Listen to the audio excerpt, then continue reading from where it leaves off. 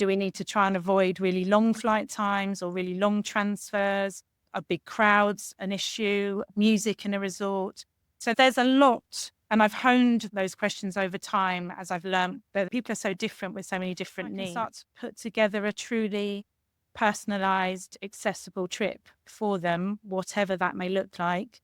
And yes, from when they leave their front door to when they get home, and just really thinking through all the elements and what's needed. Actually, a number of beaches in Greece now have something called Sea Track. Not sure if you've heard of that, but it's a brilliant free service that offers unassisted sea access to wheelchair users and people with mobility issues. Welcome to the Carecast. Anna, how are you? I'm very well, thank you. Thank you for having me. I'm Luca from the Living Care Company, and we love to speak to companies or people that work within the care field or next to the care field and find out about everything they do, because it really helps viewers feel confident about navigating the care journey and things that are related to care. So thanks for your time. So Anna, just tell us a bit about yourself, your name, and who do you work for and what do you do? Sure. So my name is Anna Ironmonger. My business is as a personal travel advisor, and my company is called Not Just Travel with Anna. So I've always had a passion for travel, always loved visiting and experiencing new places and learning as much as I can about the history, customs, people, food, etc., of different places around the world. And I've always loved really researching destinations and spending hours and hours planning my trips for myself. And so a couple of years ago, a bit more than that now, I made a decision to turn that passion into a business. So I bought a travel franchise with a company called Not Just Travel, who are a multi-award-winning independent travel agency, 5-star rated on Trustpilot. And so I was to be affiliated with a company that had already the trust and the experience and the relationships within the travel industry that I didn't yet have. And they must have excellent systems as well, I presume. Exactly. Yep. All the booking systems, the invoicing systems, everything, the bit that would be very hard to do by myself, they can do all the background for me. And they're affiliated actually with Hayes Travel Group, which is the biggest travel agency in the UK. I think most people have heard of Hayes. So yes, I get the advantage of all the negotiated contracts and deals and discounts, etc., that come with that huge £1 billion plus level of buying power that I would never have by myself. And I think it also, like I said, I was keen for clients to be able to have that reassurance that Not Just Travel and my business as well are part of such a stalwart of the UK travel industry.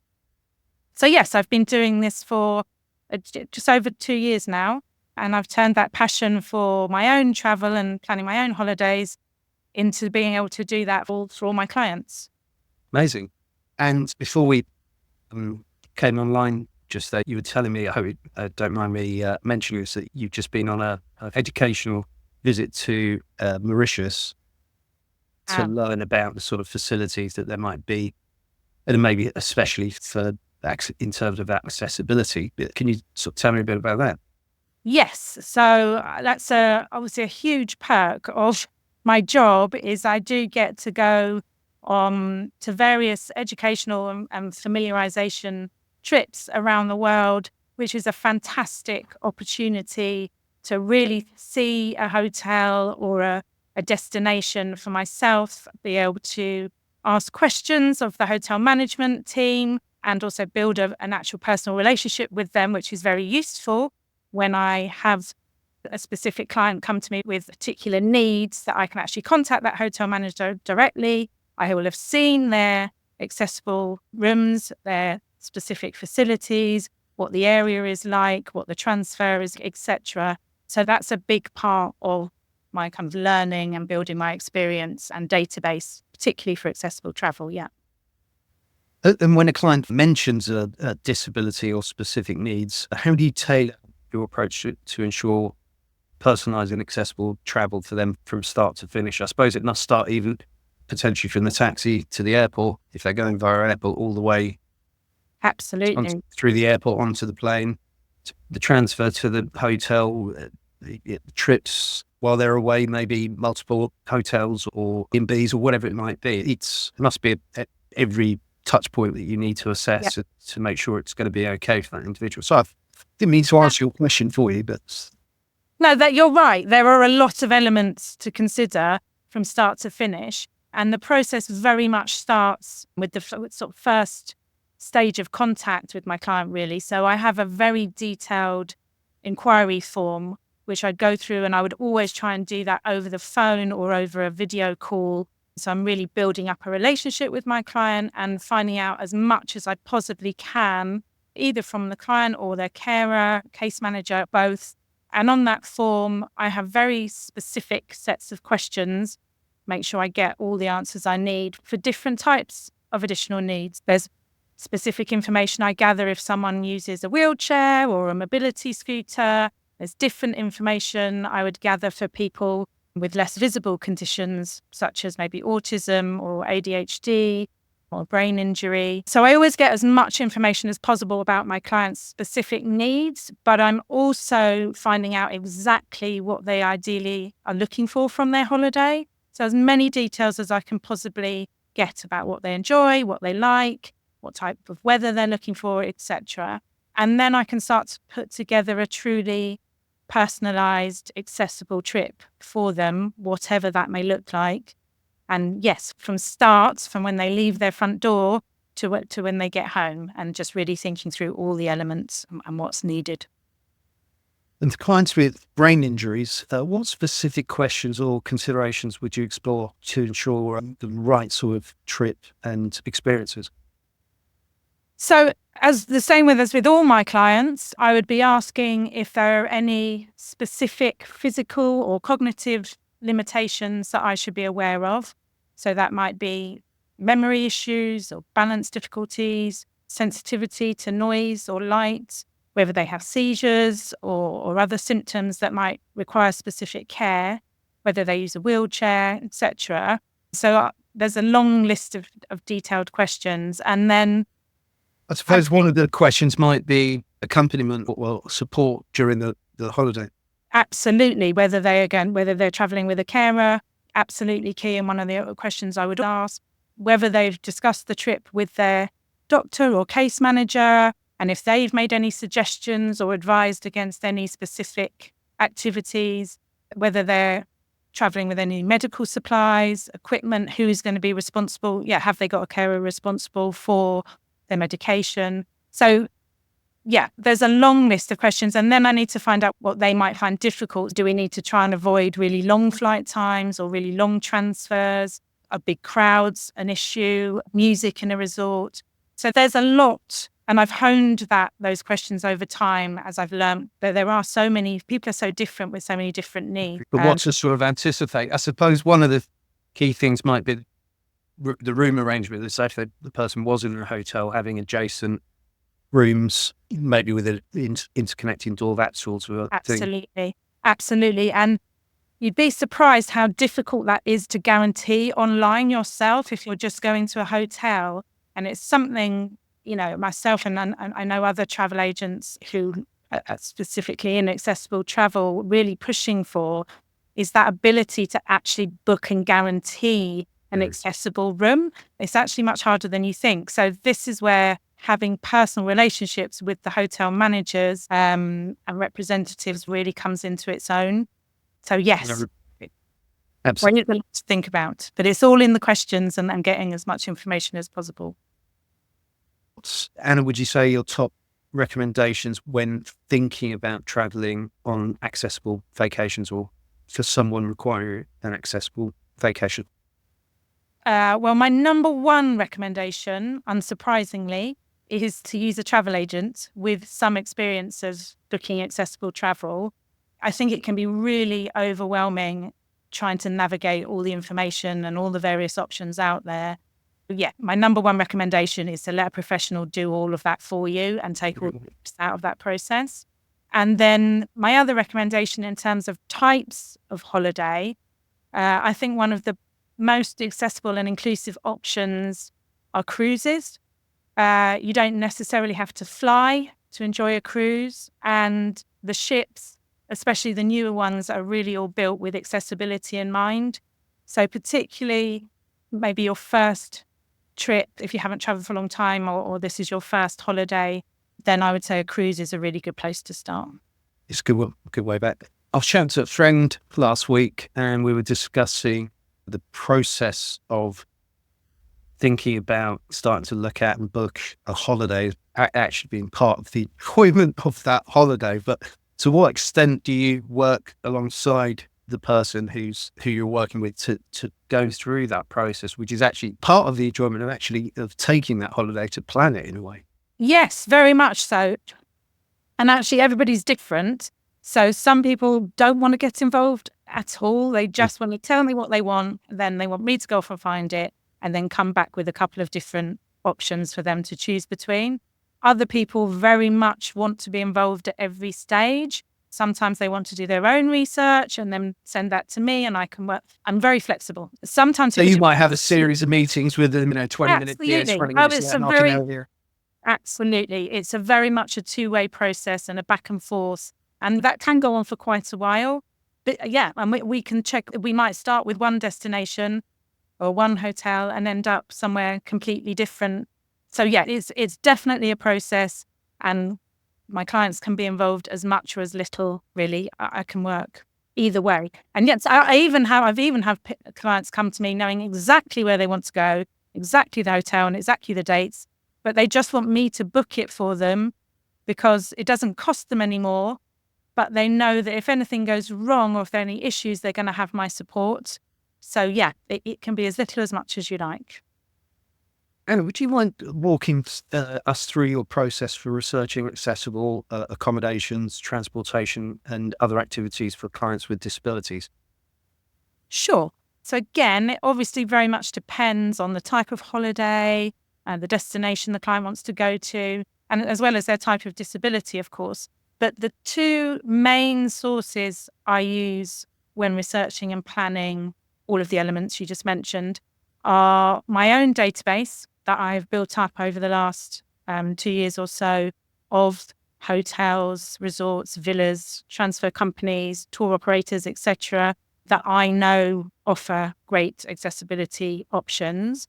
And B, the brilliant specialist suppliers that I'm lucky enough to work with that are experts in this area and brilliant at knowing as well which accommodations, airlines, excursions, etc., offer which accessibility options. So once the destination and accommodation options have been narrowed down, the next stage involves a lot of email and telephone communication with the relevant reservation team or management teams at the hotel or on the cruise ship to ensure that they definitely can offer what we're looking for. And very importantly, that they will guarantee it in writing. Yeah, you need it like that, really, don't you? Otherwise, people could back out, couldn't they? Yeah, I just need everything to be covered and agreed. And it's important for every holiday, but for accessible holidays, I really need to be very confident that when my clients turn up, they're going to get that accessible room that I've been told we've booked, etc. So yeah. And for clients traveling with a carer or some to support them, what considerations need to be in place? What kind of considerations? So again, yeah, every situation is a bit different and it depends on the specific needs of the client, what help they need from their carer and the type of holiday they're going on. But I think as we mentioned a bit earlier, some of the main considerations would be around guaranteeing an accessible room with a room next door for the carer. Or it may be a second bed in that room. Sometimes the carer is a relative, or sometimes they need 24-hour care. They actually need someone there for medications or whatever it may be. So there's different situations, but yeah, probably the room arrangement is a main one. Then the other thing is just ensuring that I facilitate really clear communication between the client, the carer, and all the service providers, just ensuring that everyone really understands the specific needs and the arrangements. That's really key too.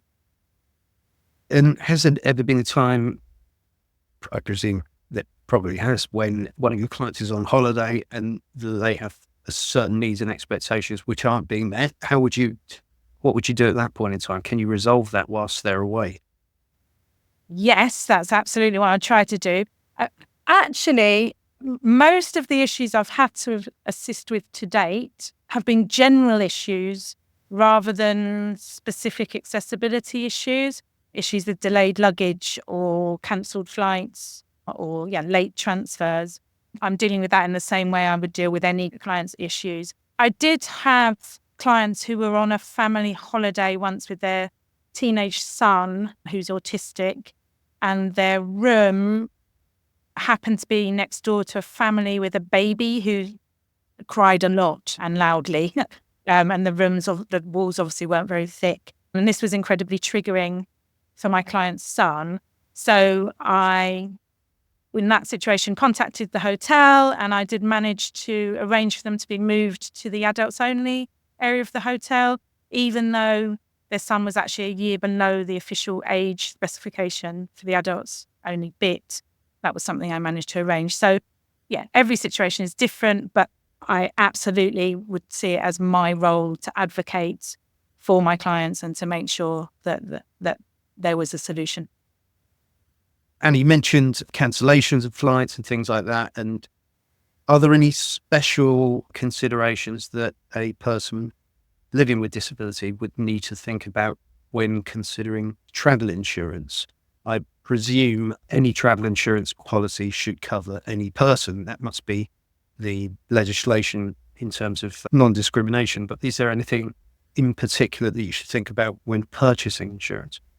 Yes, you're right in that I advise all my clients, whether they have accessibility issues or disabilities or not, to absolutely get travel insurance the moment you've booked your holiday, not just before you leave. That's key, because you just don't know what's going to happen between when you book and when you travel. And any decent travel insurance will cover cancellations for medical reasons or for what the standard reasons are. That doesn't mean to say that the cost of the insurance will be the same for everybody. You need to check in on specifics, I suppose. But that's important information, really. But I suppose the concept of pre-existing conditions might be the key thing to think. Exactly. So it may be that they have to pay an additional premium to get their travel insurance, depending on what their medical issues or disabilities are. I have an insurer I use who covers most people. And then I also have a couple of specialist insurers that I can share the details of with people if necessary. Thank you. With your clients living with disabilities, does there tend to be a certain amount of trepidation about travelling and the problems that can happen? It can happen in general. And how do you work with that to reassure the person? Yes, very much so, especially if it's the first time they've travelled, or it's been a very long time since they last travelled, or perhaps they had a negative experience travelling in the past. It's very understandable that we'll have some anxieties and trepidation around travelling. I think communication is key, both in building trust and instilling confidence, making sure my clients have all the information they need for each stage of their journey, plus staying in touch and being very available to contact throughout the whole planning, booking and travelling stages of their trip. I'm not going to be able to take away all the anxiety that some clients very understandably have around travelling, but I can reassure them that everything has been very carefully planned and that I'm always just a quick WhatsApp message or phone call away if they need help. Beyond the more obvious steps, what are some of the ways you go above and beyond to ensure a client with special needs feels comfortable and supported during their trip? I think this, again, starts right back at the beginning of the process. So by taking the time to have that really good in-depth conversation with my clients and their carer, if they are travelling with one, to really listen and fully understand their specific needs, preferences, their concerns, I can then add little additional personal touches. I can preempt and manage potential stress points for that client. Also providing a really clear, very detailed itinerary that outlines all aspects of the trip, the transportation, accommodation, activities, etc. So they fully know what to expect and when. And if possible, I might try to arrange a virtual tour or request video footage of the hotel, of the accessible room that they'll be staying in, or of the cruise ship, or a particular activity, etc. I think that can really help to reassure the client and know what they can expect. I always thoroughly research the destination, not just the hotel, and put together a list of suggested accessible activities they might be able to do, the places they might like to visit, local restaurants that I think would be suitable. And then, as well as being able to contact me, I ensure that my clients and their carers have a list of emergency contact for every stage of the trip. So they've also got out of hours numbers. If they're on a different time scale to me, I may be asleep. I can't avoid that at times, but as long as there is someone that they can always contact, I think that can be very helpful. And then I always check in with clients on a regular basis throughout the trip beforehand to make sure if they've got any questions, I can allay any concerns. But during the trip, I like to make sure that everything's okay, that they've arrived okay, that the hotel's okay. And then I can address any concerns, adjust any plans if I need to, sort any issues out. And then I also, which I think doesn't happen when you book directly, is I would always arrange a follow-up call with my clients when they get back from their trip so that I can record what went really well for them, what they particularly enjoyed and loved, what maybe didn't go so well or they didn't enjoy as much. And then I keep a record of all that so I can really seek to make improvements, make any tweaks that are needed for any future travel arrangements. So it's an ongoing relationship that we build, and a lot of my business is repeat business. The more I can make sure that everything's as perfect as it can be, the better that is for my business as well as my clients. Oh, absolutely. Yeah, obviously it's going to depend on the individual, but what are the top sort of destinations or types of holiday where you just see people having an amazing time, a whale of a time, and come back and just can't say enough good things about it? What are those places? Exactly. Clients do have very different additional needs and requirements, which is why the planning and booking process is so bespoke and personalised. And it's also going to be different recommendations depending on whether it's a child who has the additional needs or an adult type of holiday they're looking for. However, I would say Spain, along with the Canary Islands and the Balearic Islands, are great destinations for accessible travel, both for a fly and flop type holiday, as I like to call them, but also for city breaks with great options such as in Barcelona, Seville, Madrid. They're really good cities for accessible travel too. Greece and the Greek islands are also great for a beach type holiday. And actually a number of beaches in Greece now have something called Sea Track. Not sure if you've heard of that, but it's a brilliant free service that offers unassisted sea access to wheelchair users and people with mobility issues. It's really cool, and it comes with a waterproof remote control, and if people can get themselves onto this sort of chair on tracks that they can control that actually take them into the sea and themselves, which is an amazing thing to be able to do, to actually go for a sea swim for people with mobility issues. And there's a lot of those in Greece now on particular beaches. For longer haul destinations, Costa Rica might be one that people don't think of, but actually is brilliant for kind of more active adventure-based accessible travel. Mexico, Dubai, the States, and now actually I'd add Mauritius, having just come back, are all fantastic longer haul destinations that I'd recommend. And then, as I mentioned earlier, Lots of the cruise lines offer fantastic opportunities for accessible and inclusive travel. They're a really great place to start for clients who are anxious about traveling. And there are so many different itineraries, different sorts of cruise. So there really is something for everyone there. Disney, for instance, Disney cruises, which are fantastic for children with additional needs. There are adult-only cruises. There's lots of options as well that depart from the UK, so you don't have to fly. That's a huge advantage for a lot of people with additional needs. So yeah, they'd probably be my top recommendations. Thank you. It's been brilliant talking to you, Anna. I've learned a lot. Was there anything else that you'd like to add regarding especially supported travel and whatnot? I think having a break, getting away, changing your environment and seeing different parts of the world is an amazing thing to be able to do. And that goes for everybody, or whatever your situation is. And I genuinely think it is possible for everybody. And Massively beneficial.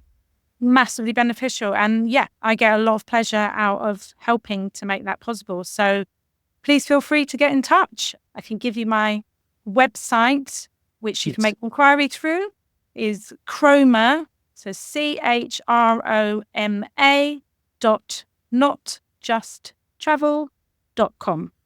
Yeah. And so, do you have a publicly available telephone number?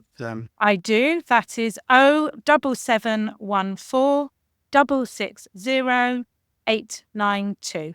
And be very happy to take a call, even if you just want to ask some advice or have a question. Just, get in touch. Thanks, Anna. Thanks for your time. I will catch you soon. Lovely. Thank you, Luca.